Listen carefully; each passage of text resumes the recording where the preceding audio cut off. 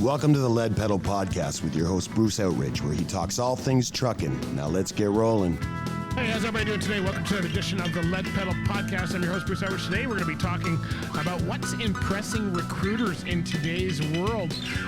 Things are changing in our industry, as you know, and that's making it harder for people to get jobs, not only because of the economy and the slowness, but because recruiters are being very selective. So how do you put yourself on the top of the list? We'll be giving you some tips on how to do that. Before we do that, though, let me tell you a little bit about Bison Transport. That's right. They've got a great fleet. They're one of the safest fleets. They win awards year after year. And they have a number of opportunities for drivers and, people who are mechanics and stuff as well. So if you want to check out all the opportunities available, go to bisondriving.com. And whether you're a long-haul driver or whether you want to be more regional or maybe even want to be a part-time driver, they have some opportunities there for you. So check out bisondriving.com. Make sure you tell them we sent you. All right, let's find out exactly some of the tips that might help you get hired in 2025. They're just hilarious. Great show. Good show. My favorite show.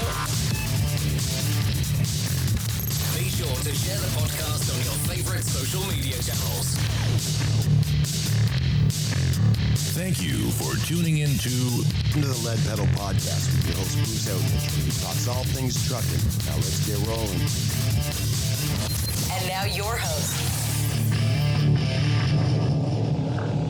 All right, so we've got lots of stuff coming up, and a lot of our podcast episodes this month are focused on getting hired. That's right. Whether you're a driver, whether you're a for-hire fleet, whether you're a private fleet, we're going to be talking about all of that throughout the month in different episodes, different interviews, and a lot of stuff to keep you going. And we're going to start off this week. It's going to be focused a lot on the driver and how you can set yourself apart from the front. So I was just recently at the Trucking Network, had their job fair. I stopped in there for about an hour or two and was talking with some of the people there. As you know, it's a very tight market right now. It's very hard for people to get hired. Carriers are being very selective in what they did.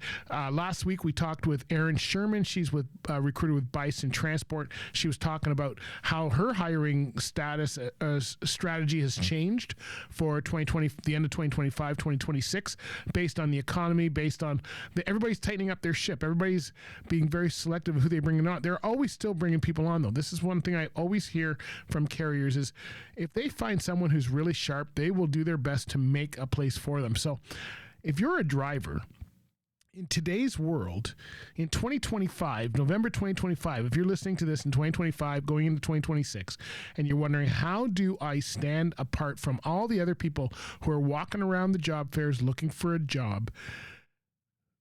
It's all about your strengths and it's about hiding your weaknesses, not lying about your weaknesses, but staying ahead and putting your focus. And I'm going to tell you, attitude is the first thing. If you think about it, every company can train you for skills. All right. So you go to a training school, you learn to drive, hopefully. You go to a carrier, you learn how the trucking industry works. They're teaching you all on that. They cannot teach you attitude. They cannot teach you good attitude. They cannot teach you how to make sure that you're taking in and taking notes and learning all the stuff that they're showing. All they can do is show you, and hopefully you get it. So that's why the first thing they're always looking for is somebody who's good. They're looking for somebody who's got a good attitude. They're looking for somebody who's presentable. All right. So I don't know how many times I've heard from carriers saying, if one more person comes in flip-flops to take a road test, we're done. You know what? You've got to be prepared. You should be showing up. We've talked about this many times. This is, we've been talking 10 years. We've been talking about this on the podcast and it hasn't changed. You got to come prepared. You got to come with showing your best foot forward. You got to be presentable. You're representing the company, whether you are the company. If you think about it, when you were starting, if you're trying to get a job, you are the company. You're the reason that you're there, right? So put your best foot forward. It's unbelievable to me how many people are walking around looking for jobs that look like they just came out of the barbecue or off the, out of the gym or whatever it is. They're wearing stuff on their t-shirt that's could be offensive to some people. I see this all the time. Even at job fairs, I see people walking around in their dirty jeans or what. That's your first impression. Your first impression looks like you're homeless. That's really what I see. And unfortunately, if you go back to the early days of our industry, back in the 50s and the 60s, I started in the late 70s and the early 80s is when I really got into the industry and really kind of found my footing in the 90s. We were wearing ties. We were wearing uniforms. We were wearing suits. We were wearing all kinds of stuff. I mean, I started in the moving industry. We had a uniform and it had a clip-on tie, which I absolutely hated wearing that clip-on tie every single day. We were allowed to take it off once we got to the customer and started moving. We'd have a company t-shirt on underneath, and you were allowed to get down to your t-shirt and your pants, of course. You could wear shorts in the summer, but they had to be branded the same color. And I remember for in the moving industry, there was kind of like a Western style shirt, which was very hard to get. Like only the owner operators had it. You had to kind of buy it in the States. They didn't have it was very hard to get. It wasn't the normal uniform shirt that we used to wear. So when you found that, like people were wearing that, and that kind of, people knew, oh, you're long-term in this game if you got one of those shirts. That's how it is. But we used to have if you thought of all the tanker drivers, they all used to wear uniforms back in the day. They even wore the hats back in the day. And then things got casually. I remember in the 90s, we weren't dressing in uniforms for the most part, especially for hire carriers. You're not dressing in uniforms sometimes. But I would always have T-shirts from my company. I'd have a jacket for my company and usually a hat for my company. They don't mind jeans as long as they're clean, right? Like, you know, there's a balance there. We always had to wear soled shoes. There, you could actually get a ticket for not wearing hard-soled shoes. So that's why cowboy boots and boots were the big thing. Nowadays, everybody's got to have steel toe. We understand running shoes are more comfortable for most, but you can get steel toe running shoes too. Always buy black. I buy black because it always looks good, unless you're a woman. Pink or something like that. But I always bought, like even my running shoes today, I buy black because I can wear them and they still look kind of like a shoe. So, you know, it's about presenting yourself first that way. If you're going to do the road test, are you presenting yourself? Are you bringing the right equipment? Do you already have a flashlight? Do you already have all the stuff that you would need to do mark and measure and you know, do a brake check, and you know, you got to have a watch, all those kind of things. Do you have all of that kind of stuff? You already have a flashlight. You already have a hammer. Or do you have to ask the recruiter all the time, hey, do you have this? Do you have that? I mean, really, other than wheel chock should come with the truck, everything else you should be ready. So you should have a small flashlight. You're going to need that to do an inspection. You should have notes, whatever you need. You know, you should have some way of recording things. And you should know what you're doing. You should know how to do the inspection. If you don't know how to do that, then you're not even ready to go get a job. And that's where I see a lot of people are knocking off. And doing your homework. I mean, I was just talking with somebody who said they want long haul. What is long haul? Every company has long haul. You need to know. I find drivers are not doing their homework yet. They're not even approaching the right companies, and they wonder why they're getting kicked out all the time. It's because they're not doing that backroom legwork to find out exactly what that company does, what's there. If you're going to a job fair, you should already know who's in the room. If you don't, you haven't done your homework, and the chances of you getting a job are now up to luck. You're not looking any better than the other people that were there. And so this is the kind of thing that you really need to think about when you're doing an inspection, when you're looking for a job. You need to set yourself out by knowing your stuff. Okay. You're going to hear an interview I did with a guy named Jay Bar, and he was also somebody who he's actually working at the airport right now, filling planes. So he's used to fuel tanker work, but it's not on the road. So he's having a hard time, and he wants to go long haul. But really, the dangerous goods and all that stuff he already has. He should be putting that out front. That's one way to do that. So, hey, we're going to listen to, we're going to talk with Jay Bar. He was a guy that was walking around. Now, here's how it happened. And this, folks, here's exactly what he did right. I was talking with somebody at a booth. He had gone to the training school that was the booth next to me. I knew them very well. It's Chet. They, you know, I'd been in, you know, they're part of TTSAO, and I've known them for a long time. Good school. He had gone to that school probably about a year and a half ago, got his Class A license, his highway license, but he had not gone driving with that. So now he's a couple years down the road. He's licensed, but the experience he has is still working kind of, you know, in a confined area, off-road, doing the airport fuel thing, which is an important job. I mean, you clip a wing of a truck, you got to know what you're doing, right? So anyway, he looked at me, he says, hey, I recognize you from YouTube. I said, well, yeah, I've got a video or two. So we got talking. we did an interview, found out what he's looking for. I found he was a very sharp guy, and pointed him in a couple directions. Now, whether he takes me up on that or not, I don't know. It's up to him. But he seemed like a very sharp guy. He was dressed well, had a good attitude, was presentable. And I think he needs to do more homework on who's in the room and how to best approach them as far as getting a job. I'm confident he will get a job. Even I was talking to the school that he'd gone to beside him, and they were even saying, hey, if you need a reference, let us know. So he was that good a student. So why he's not capitalizing on that, I'm not sure. He wants to go highway. I'm not sure if he's going to get highway right out the gate. He's going to have to, the longer he stays with that tractor trailer license, driving a straight truck and what he's doing, it's going to be harder and harder for him to get on the road because he's losing that time. This is one thing you have to watch when you get your license from a school. You want to get into a job within that first few months. You want to get into the kind of role that you're doing, or at least a stepping stone towards it, because if not, it's longer and longer and longer, and then it becomes a point of people say, hey, you don't have your, it's like me. I've still got my license. I've had my license for 40 years.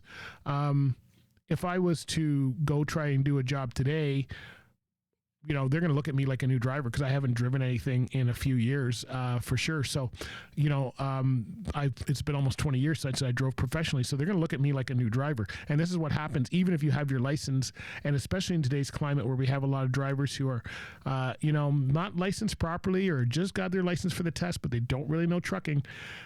This is how we're going to do it. Anyway, let's listen to this interview I did with J-Bar at the job fair. This was at the Trucking Network job fair. And there'll be more. I've been talking to recruiters and stuff here, but here's the interview that we have with J-Bar on trying to find a job.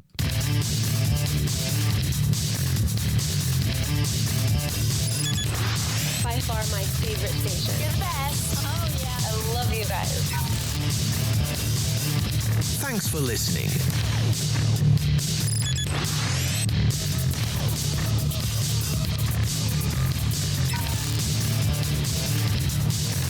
Be sure to share the podcast on your favorite social media channels.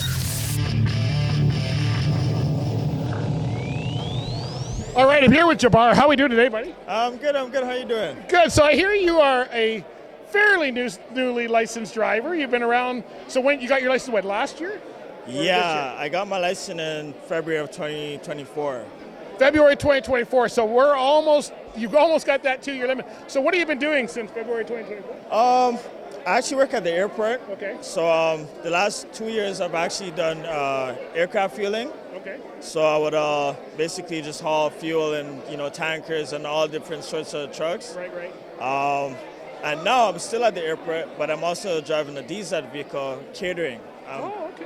Part of work for Gate Gourmet right now. Oh, okay. So I do have a little bit of experience in big vehicle. So you came out of Chet, commercial heavy equipment truck training. I that's why we call it Chet, because it's so long. Anyway, I've known that school for a year. They're part of the TTSAO network. Know Sandra, the team. So you got quality training. That I know. So what's been the issue? Like, have you been you're looking for what, long haul? Or? I kind of want to get into long haul. Right. I also want to try local. Why? So those are two different areas. So yes. You're already local. You're at the airport. Right. Honestly, I just want to get into the industry. Yeah. Long haul is the reason why I wanted to get into trucking.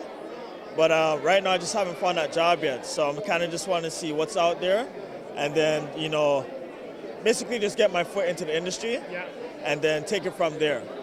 Okay, so when you say long haul, pretty well everybody in this room does long haul. So what type of long haul are you looking for? Like, do you want flatbed work? Do you want van work? What kind of work would you like? I was thinking to start off van, I'm a new driver, right? So I was thinking to start off with van. But because I do have some of that fueling experience, I don't mind giving that a shot also, or hauling other types of liquids. I'm just willing to get in the industry. You must have dangerous goods experience if you're hauling fuel, right? You've done the dangerous goods course? Yeah. I've done that also. Yeah. So have you applied to any companies? What are they saying? I've actually applied to quite a bit of companies, but so far right now, everybody's saying that they want 1 year experience and Nobody's really hiring new drivers. So that's kind of why I'm here today, to see what's around. Right. And like I said, to just kind of get my foot into the industry and take it from there, So if you look around this room, there's lots of companies that actually, this one here does exactly what you're doing right now across the way. Yep. But if you want long haul, there's many that would kind of get you started. You've got 1 year experience actually, so what's the challenge from a standpoint? They all say they want 2 years experience. You've almost got 2 years experience now. So. I do, but the issue right now is, even though I do have that 2 years experience, the companies are kind of saying that, I need to have 1 year at least outside on public roads because of insurance purposes. Right. So that's kind of been my biggest issue right now. Okay. Is I do have a little bit of experience, but just not outside. Okay. So do you feel your training was good? The training that you had? it was so good. Sandra and Chet, they were good to me, really good to me. Yeah. And I was actually just speaking to her this morning, and she said, if I ever need any refresh training, come by and come see her, go by and visit everybody. So she's been very good to me. And I know it's a very good school. And I would recommend anybody to go there. Yeah, I think there's actually lots of jobs, but you have to really kind of know what you're looking for and be willing to. From a student standpoint, what do you feel could help you get a job faster in this industry? Like I've been in this industry my whole life. I drove for 25 years. I know this place very well. So, but I don't know. We're trying to figure out what we need to help you and make sure the roads are safer. What would you? Well, so far I'm kind of just hearing I do have an AZ license first off, and everybody's kind of just telling me, you know what, just get your foot in the door, do a diesel job right now. But again, that's just the difficult part right now, just to find somebody that's, first of all, like I said, I'm a new student, right, new driver. So it's just to find that company that's willing to give me a chance. And until then, I'm kind of just, looking around, doing the best I can. Are you going to be comfortable going away from home? You've been going to one place, not even on the road, well, at the airport. That's probably got more challenges than a lot of other places with wings of planes and all that stuff, right? Yeah, so the thing is with that, I do love going home every night, but because I love driving so much, going on the road for some time, a week, 2 weeks, 4 weeks, it's something I'm willing to try. I definitely want to give it a shot because I love driving that much. Right. And if that's what I got to do, that's what, you got to take sacrifices, right? You got to make sacrifices at times. So I'm pretty sure it's going to take a bit of adjusting at first. It's going to be rough, I would expect. Yeah. But like I said, I love driving so much, so I really want to give it a shot. You've got a good attitude. I can tell that, and I just met you, so I'm comfortable you're going to find a job. I will tell you, don't take it personally. The industry's really weird right now with all the tariff stuff going. People are being very selective. Companies are not hiring the way they were a year ago. Yeah. So that's part of the challenge, but that's part of the challenge for all of us. How do people reach you? You don't have to give out your phone number or anything, but is there a way for people to reach you? Someone sees this and goes, I want to talk to that guy.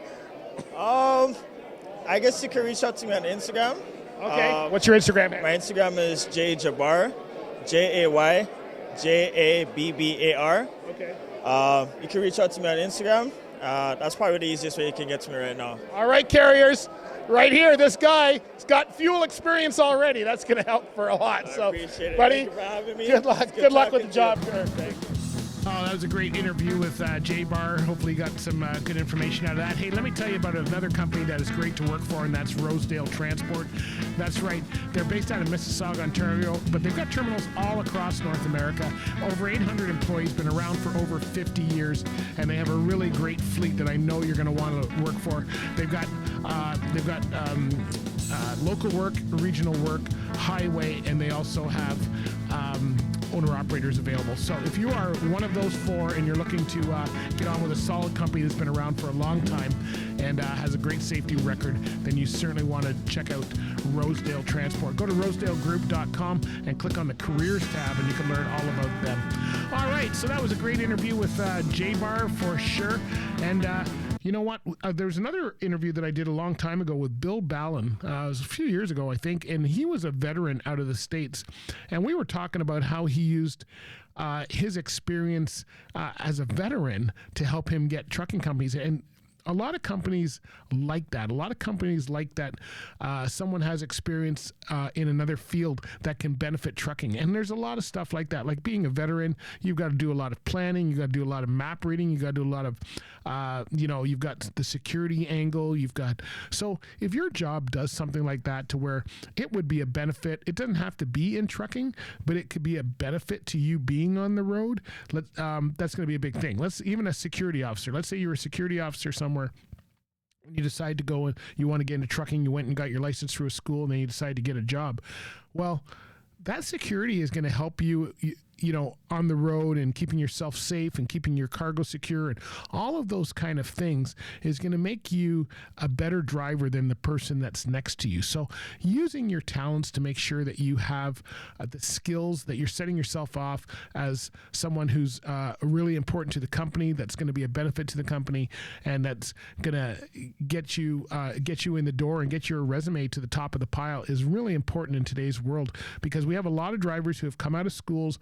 They haven't learned anything. They've gone to fly-by-night schools, whatever it might be, or they've just passed the test. They haven't learned all of the other stuff that goes into trucking, and it comes out. And we see it a lot. And so now you need to make sure that you can, you don't want to be one of those drivers. You want to be looped in with that driver where they're just picking drivers based on how many years of driving or how. There's a lot of red flags in there, and you want to make sure that you've got those set up properly. So make sure that you're doing what you can and setting yourself apart, because that's really the secret to job. And talking with people that you see that are at other companies of what that company's like, knowing where you want to go. If you want to be on the highway, how do you get there from here? Maybe it's not going on the highway. That's been part of the problem in our industry. We've got guys who are just going on the highway, and then they're having crashes because they don't understand how to handle a truck that's that size or that long. So maybe going an intermittent step, maybe going to a company that offers some regional stuff so that you can just run between here and not too far away, but get some of that experience and then move on to running the US or wherever you want to go. So working, we all used to do that in the old days. That's how you used to get the jobs, is you did stepping stones. When I got my license, I was on a straight truck. So I started as a lumper in a moving company, and I was just, unloading the truck. I didn't even have my truck license. I had my car license. That was it. Decided to get my truck license. Drove straight truck for probably three years. Then got my Class A license. Was trained by another guy. Then went on the road. Did a little bit of highway with him because we became owner operators right away, and then I got out of that for a while. But then I went into a local, doing local with a pup trailer, pickup and delivery around Toronto, and then I got into weekend work on the highway, and then I built myself up to where I went highway work to the U.S. And, it just built up over time. It wasn't this from A to Z type thing. So I think if you're trying to get your career started and get going in that, that's one of the things that you need to work with. So, try doing that and making sure that you are doing things correctly. And if you are starting your career, you're not sure where to go, well, then here's the place you should go. Ontario Truck Driving Schools, they can help you. They have all the tools, all the courses, all the professionals. They've been around since 1978. They're well known in the industry. They've got 9 locations throughout the province of Ontario. And if you are looking to get your career started, whether it's to start clean, you don't even have your license yet, or maybe you've got your license but you want to do a refresher and maybe have someone critique you on what you can do better, so that you can show that the companies that you are still good at what you're doing, that might be a way to get in. So you know what? If you've been to a good school, go back to that school and ask them, because they should have some job opportunities available for you that could probably get you started and at least put you in the right direction. All right, so I hope that helps. Check out Ontario Truck Driving School at otds.com. And if you are looking for your job, I hope that you find what you're looking for on the road. And check us out, because we got lots of career opportunities. Check out some of our partners here. We know that you're going to love working for them. All right, my friends, we'll talk to you later. Be good out there. Subscribe on whatever podcast platform you're listening to us on, and we will talk to you later. Bye for now. This has been another episode of the Lead Pedal Podcast. For more information or to subscribe to the podcast, visit theleadpedalpodcast.com, and be sure to follow the podcast on Facebook and Twitter.